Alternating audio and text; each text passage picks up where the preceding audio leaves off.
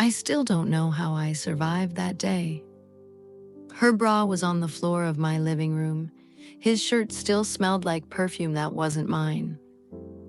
And the two of them were still on my couch, breathless, covered in pleasure, covered in me. My heart stopped. My sister, my husband, in my house. Hi, my name is Claire. I'm 38 years old, and I was married for 12. At least, I thought I was. Today I'm going to tell you how my sister destroyed my marriage. If you've ever been betrayed inside your own home, comment. I understand you. It all started the day my sister Lauren showed up, a suitcase in hand and a broken look in her eyes. Freshly divorced, long loose hair, an incredible body. One of those women who makes every man turn their head. Beautiful, charming, and far more dangerous than I ever imagined. Just for a few days, she said. But it only took a few nights for her to take everything I spent over a decade building.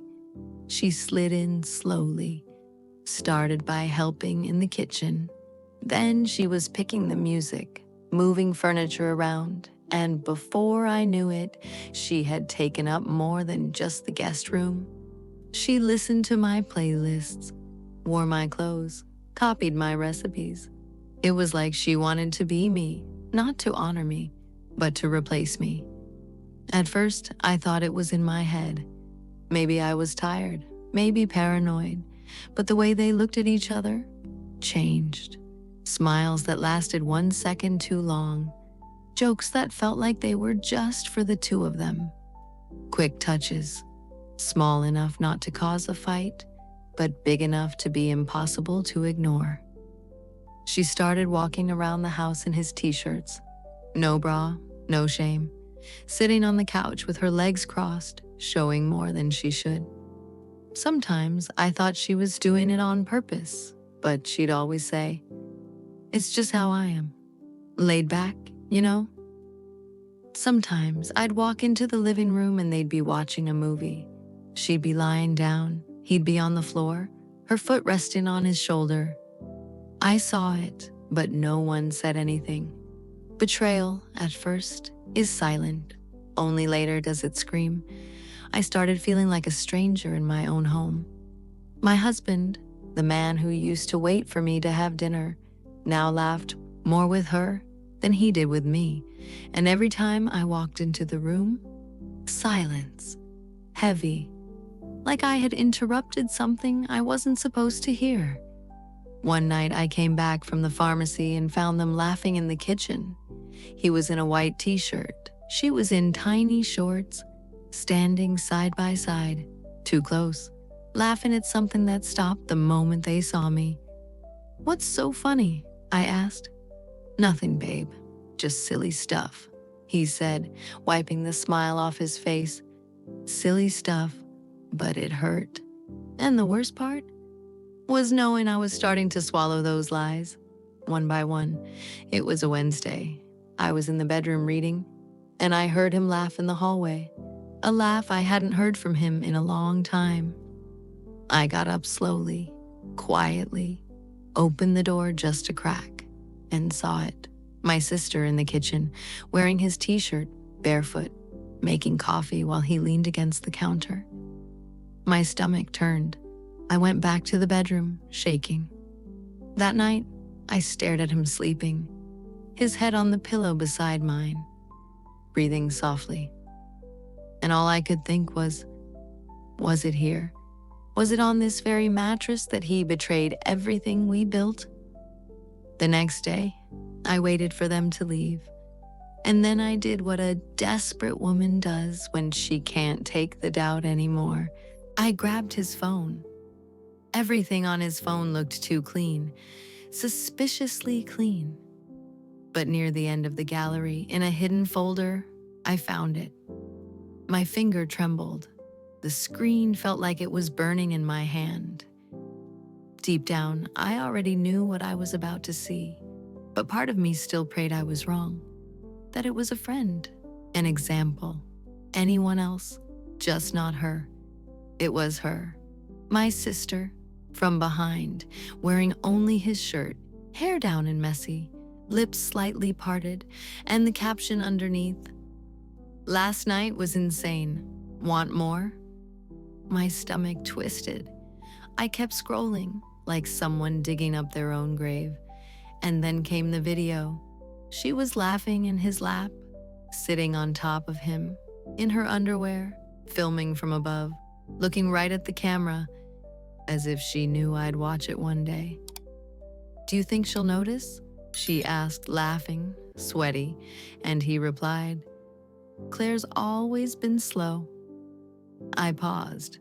The screen was shaking, but not more than my hands, and right there for the first time, I didn't cry. I hated. That's when the love died, and a different woman was born. The next day I made breakfast, as if nothing had happened. Table set, clean cups, calm face.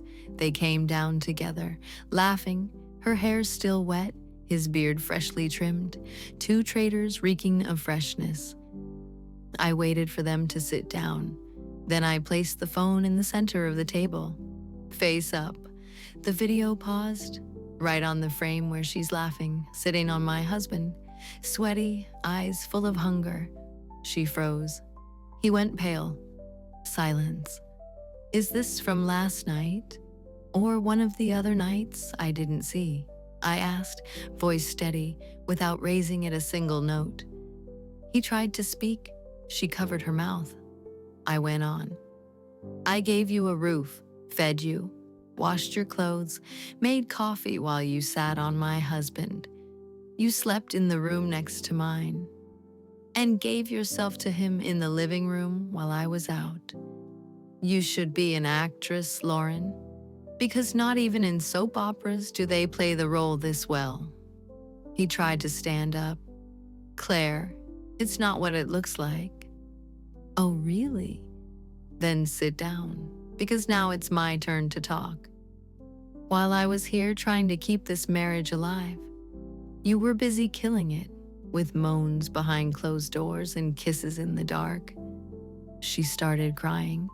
I didn't flinch. "Did you cry like that when he bit your neck?